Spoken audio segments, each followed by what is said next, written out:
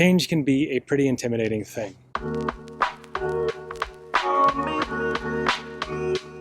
And in light of what's going on with COVID-19, we're seeing dramatic change and disruption at multiple levels.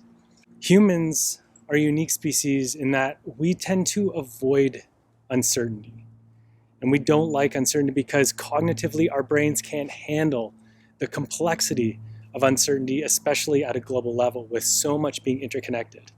So we tend to make assumptions or make strategies that help us simplify the world. Think of the way that Newtonian science has helped us dismantle the complexity of the natural world into smaller chunks, into disciplines, study things in isolation, and allowed us to understand that thing, and then even re-engineer it to make it suit our needs. So humans have this innate desire to simplify the complex, which makes times like now so interesting to see how people respond. But I take solace in looking to nature. That's what biomimicry is all about, is looking to design ideas from the natural world. And nature can teach us a lot about change. So there's something called the adaptive cycle. It's a 4-box model that describes ecological evolution and the way that nature maintains resilience through change. So in the front loop, there's 2 stages, exploitation and conservation. In exploitation, you can imagine after a disturbance like a forest fire or a pest invades an ecosystem, there's this new opportunity that's emerged. And in exploitation, things called R species come in and take over. They're the pioneers, the entrepreneurs, and the innovators that come in and exploit these new resources and opportunities. But they're doing a really important service in that they're helping to dissipate any gradients, use up any resources, and stabilize that ecosystem. They're also providing the biomass for larger species to come in and grow, because these R species usually have shallow roots, they have lots of progeny, they have lots of seeds, and they live and die pretty quickly to create that biomass. So through ecological succession, through lots of growth and renewal, release and dying, larger species will start to emerge.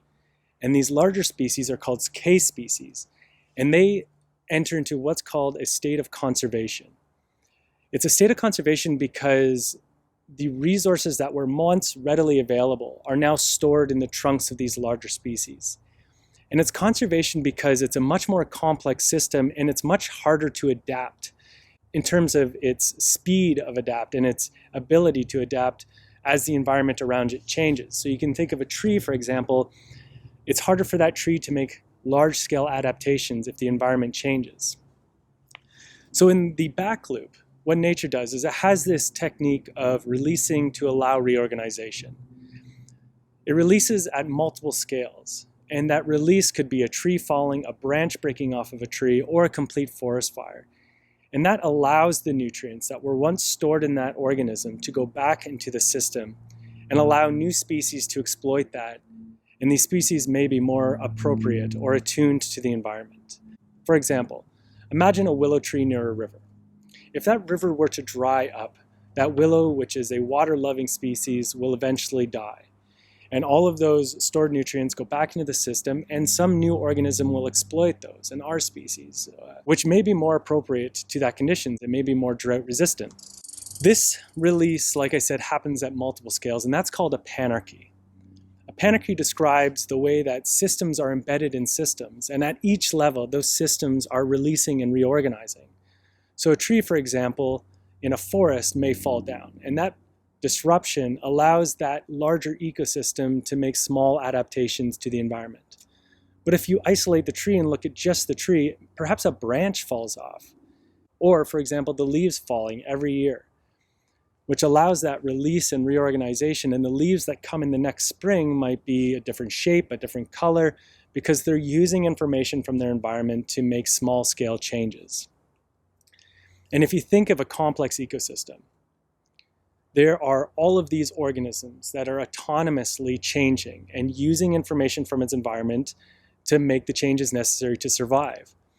What we understand about ecosystems is that they strive to be the most diverse and complex possible, because that means it's more resilient to changes. So if a pest comes in, it won't wipe out a monoculture because there's so much diversity. That's what keeps an ecosystem resilient, is that constant release and reorganization and that cooperative competition, inciting competition and innovation, but at the same time supporting each other through resource sharing and information.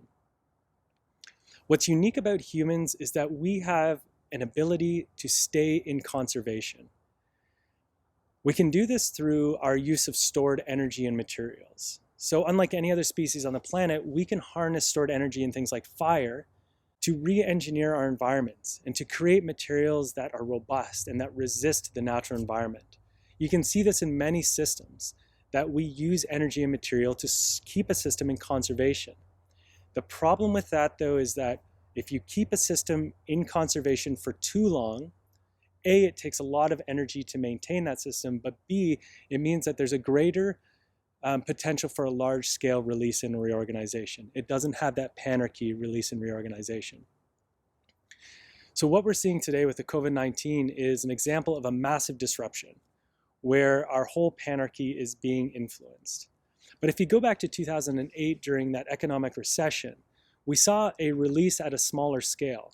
It was still quite significant, but you could also see how we responded to that release, in that we put lots of energy and resources and money into trying to conserve existing systems that may have been trying to release and reorganize. Specifically, think of the car industry. 100 years ago, cars looked like this. They were invented by these entrepreneurs, pioneer species, and they evolved into a large ecosystem where we have a lot of diverse automobile manufacturers, and that's what a lot of our system is built around the automobile. In 2008, we saw a major collapse in that industry, but we injected a lot of energy to keep it the same, because it makes a lot of sense, because we have people's livelihoods. A lot of people worked and were employed by those industries, so we want to conserve that system. Well, what's interesting is that now we're seeing a natural release in that ecosystem, the way that Tesla is disrupting that system. And now the whole automobile industry is reorganizing to catch up with the electric car movement. Another example of natural releases is you could think of Uber and Airbnb, which after 2008, they found opportunities. I'll call them wasted opportunities in terms of underused cars and underused homes. And they created an app that exploited those and allowed a new ecosystem to evolve. So those R species inspired a new way of thinking about hospitality and transportation. What I'm saying in all of this is that humans have a unique way of conserving systems, but release is natural and it's inevitable. The more you try to conserve systems, the more you're at risk of being out of touch, and the more you're at risk of wasting or using a lot of energy and potentially having a larger scale collapse. But what we can learn through the adaptive cycle is that in states of release and reorganization, we have the ability to plant seeds for the next succession. Nobody knows where that succession is going to go. The system is too complex, so we cannot fully understand and grasp what's going to happen after COVID-19, for example. We don't know how it's going to all settle out.